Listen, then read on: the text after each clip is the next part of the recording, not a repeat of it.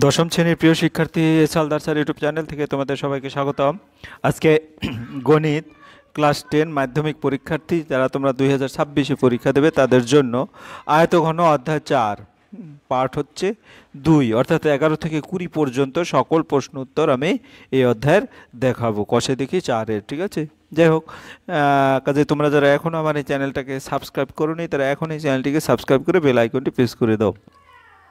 প্রথমেই তোমাদের যেটা বলবো, এই অধ্যায়ে যে অঙ্কগুলি আমি দেখাবো সেই অঙ্কগুলির যত সূত্র আছে সেই সূত্রগুলি আমি তোমাদের আবার মনে করিয়ে দিতে চাইছি। আয়তঘনের প্রয়োজনীয় সূত্র, 1 নম্বর সূত্র সমকোণিক চৌপলের সমগ্র তলের ক্ষেত্রফল হচ্ছে, হ্যাঁ, সমকোণিক চৌকোণ মানে 6টি তল থাকে, তাই 6টি তলের ক্ষেত্রফলের মোট সমষ্টি 2 গুণ দৈর্ঘ্য যোগ প্রস্থ গুণ উচ্চতা যোগ উচ্চতা গুণ দৈর্ঘ্য।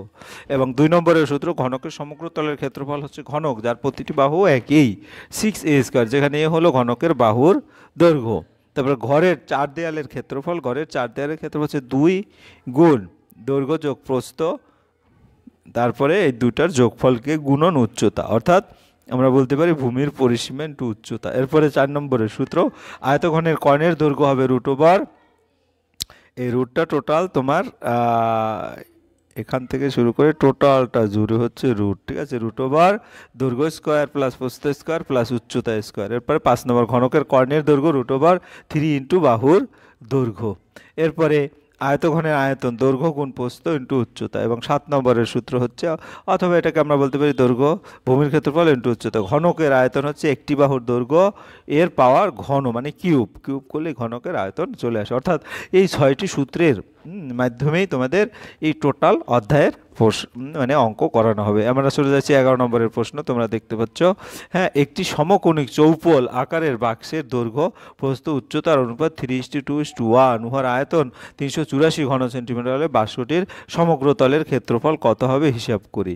তাহলে আমরা যদি যাই 11 নম্বর প্রশ্ন, তাহলে দেখো, ধরি সমকোণিক চৌপলের দৈর্ঘ্য যেহেতু অনুপাত দেওয়া আছে 3, কাজে 3x, প্রস্থ 2 দেওয়া আছে এই কারণে 2x, এবং উচ্চতা 1 দেওয়া আছে এই কারণে x সেন্টিমিটার। কাজে আয়তন কি হবে? আয়তনের সূত্র কি? আমরা জানি কি আয়তনের সূত্র দৈর্ঘ্য গুণ প্রস্থ ইন্টু উচ্চতা। এখানেও আমরা তাই লিখলাম। তাহলে এখানে দৈর্ঘ্য প্রস্থ উচ্চতার মানটা বসিয়ে দিলাম 6x³ ঘন সেন্টিমিটার। প্রশ্ন অনুসারে এই আয়তনটা দেওয়া আছে 6x³ সমান হচ্ছে 384, বা x³ সমান 384/6 অর্থাৎ 64 আসে। তাহলে কার ঘন করলে 64 হয়? 4-এর ঘন করলে, অর্থাৎ x³ সমান 4।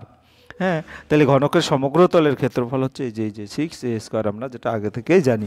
এরপরে x সমান আমরা পেয়ে গেলাম। তাহলে বাক্সটির দৈর্ঘ্য হবে কত? 12 সেন্টিমিটার। বাক্সটির প্রস্থ হবে কত?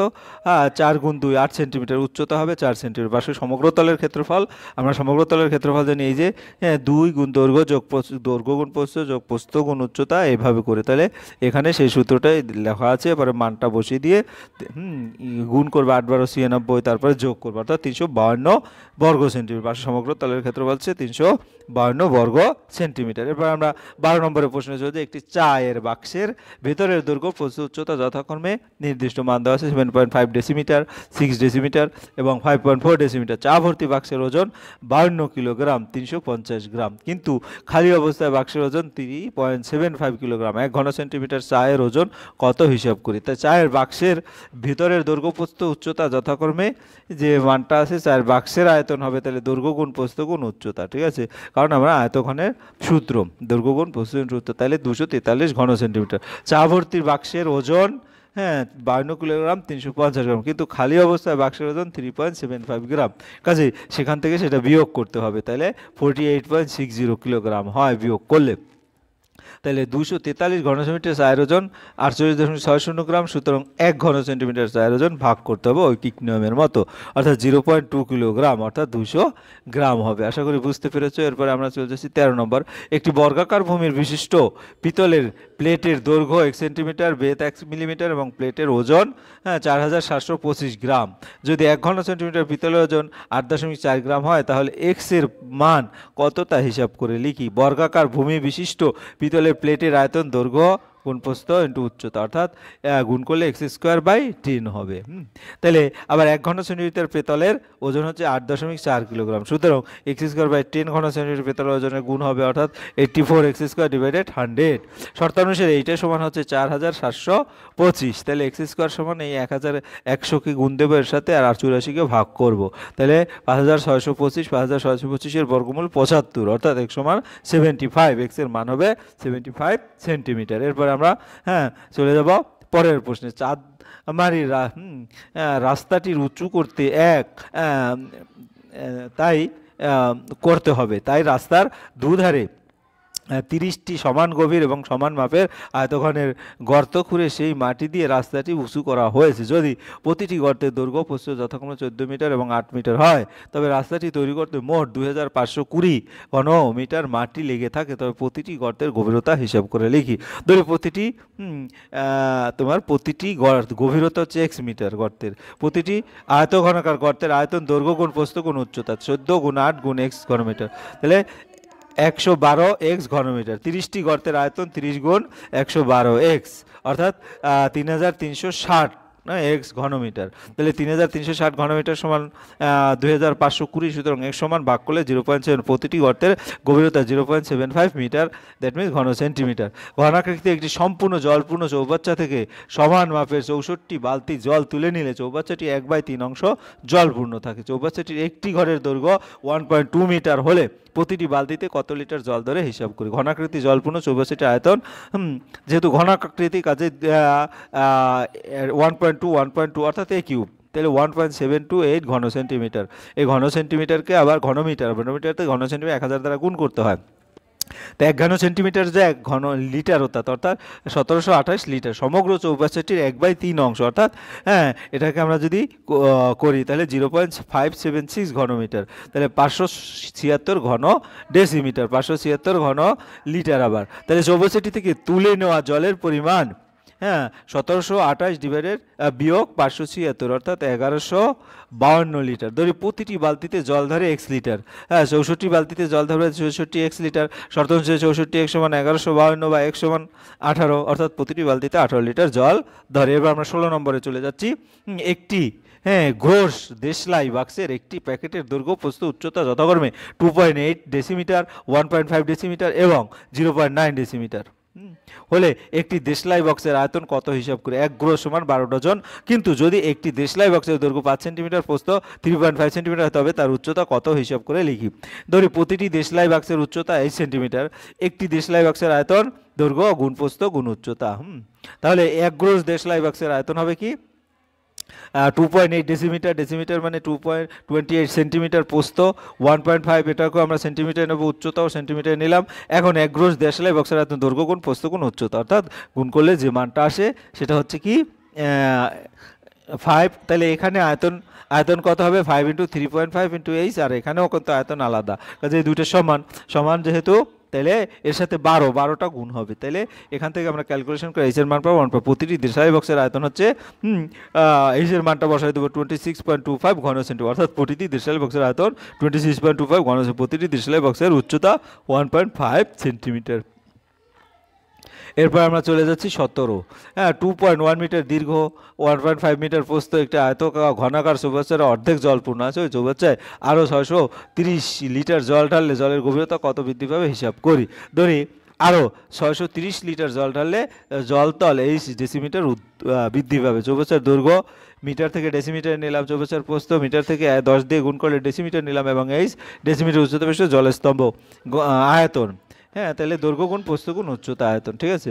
তাহলে আমরা সেখান থেকে ঘন সেন্টিমিটার আবার 1 লিটার, কাজে লিটারও লিখতে পারি।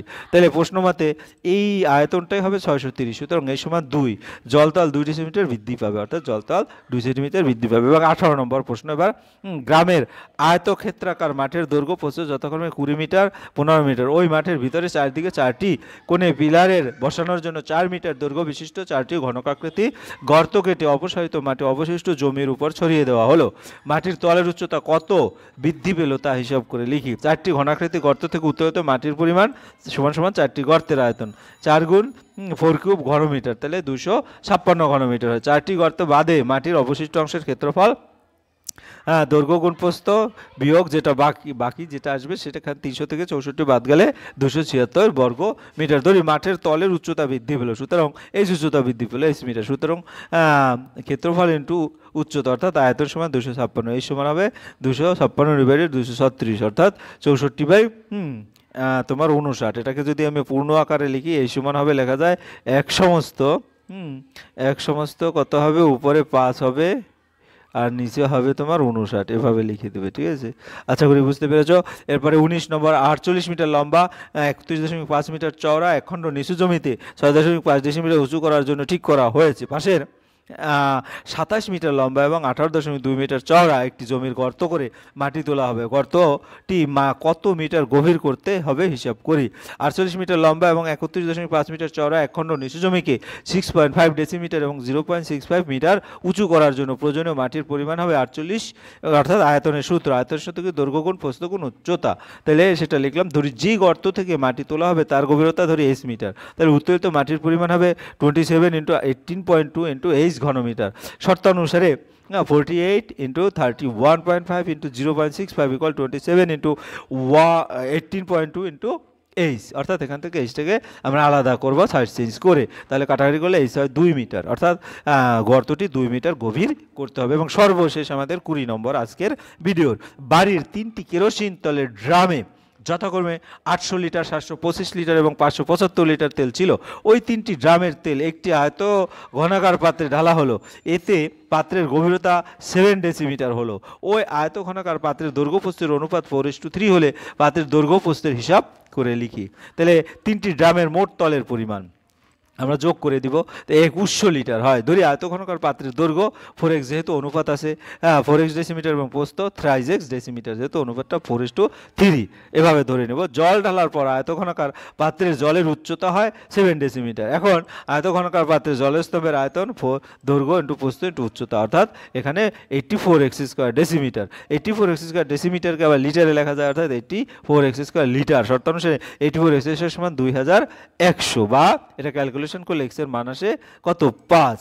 পাত্রটির দৈর্ঘ্য হবে 4 × x অর্থাৎ 20 ডেসিমিটার। পাত্রটির প্রস্থ হবে 3x 3 × 5 অর্থাৎ 15 ডেসিমিটার। এখন আয়তঘনাকার পাত্রের গভীরতা 5 ডেসিমিটার হলে আয়তন হবে দৈর্ঘ্য গুণ প্রস্থ ইন্টু উচ্চতা, অর্থাৎ 1500 ঘন ডেসিমিটার। 1500 লিটার, যেহেতু 1 ঘন সেন্টিমিটার 1 লিটার, সুতরাং পাত্রটির সর্বাধিক 1500 লিটার জল ধরে এবং পাত্রটিতে 1620 লিটার জল কোনোভাবে রাখা সম্ভব নয়। এই হচ্ছে তোমাদের আজকের ভিডিওর সর্বশেষ যে অঙ্ক। ভিডিওটি যদি তোমাদের আবার মনে করে দেবো, তোমরা যারা এখন আমার এই চ্যানেলটাকে সাবস্ক্রাইব করো না, প্লিজ প্লিজ প্লিজ চ্যানেলটাকে সাবস্ক্রাইব করে বেল আইকনটি প্রেস করে রাখো। ভিডিওটি দেখার জন্য অসংখ্য ধন্যবাদ। ভিডিও ভালো লাগে লাইক কমেন্ট শেয়ার করতে ভুলো না। আজ